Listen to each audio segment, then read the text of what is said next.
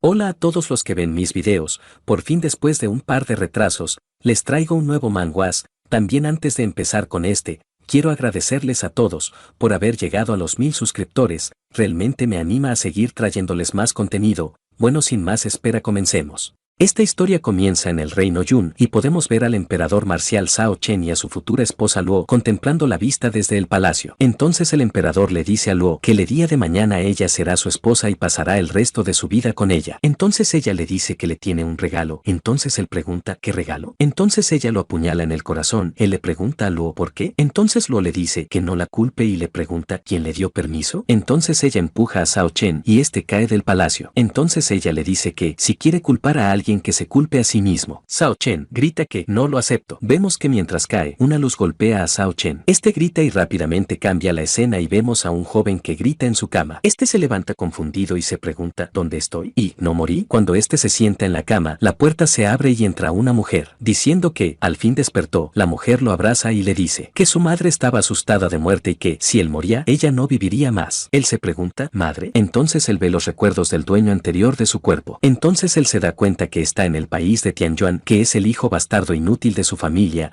además que reencarnó 300 años en el futuro. Su madre le dice que su cuerpo todavía está débil y que ella irá por medicina, y en cuanto ella se retira, él se dice a sí mismo que, si Luo sigue viva, jura que por su título de emperador marcial de la primera generación, él la matara por su traición. Entonces alguien patea la puerta y entra diciendo, pedazo de basura, ¿aún estás vivo? Zhao Chen vio en sus recuerdos que él fue quien lo golpeó el otro día. Zhao Chen le pregunta, ¿qué estás haciendo aquí? Este le responde diciendo que tiene suerte de estar vivo. Zhao Chen le responde diciendo, yo también soy un joven maestro de esta familia, preguntándole que si de verdad él intentó matarlo. Este solo se ríe y dice, ¿de verdad puedes llamarte joven maestro? Tienes ya 15 años y aún no has despertado tus raíces espirituales, basura. Zhao Chen no responde. Entonces Zhao Yan le dice que él no tiene permitido participar en la ceremonia, que será en 3 días, mientras aprieta su puño. Este se prepara para golpear a Zhao Chen diciéndole que si no obedece entonces, y lanza el golpe y Zhao Chen lo para y pregunta, ¿entonces qué? Entonces Zhao Yan le pregunta, ¿cómo te atreves a replicar? Zhao Chen responde, contra ti porque no debería replicar. Zhao Yan le dice que está buscando la muerte. Esta aprieta su puño y da un salto. Zhao Chen piensa que aunque haya perdido su cultivo después de reencarnar, pelear con una hormiga no es tan difícil. Zhao Chen esquiva el golpe y... Eso tuvo que doler.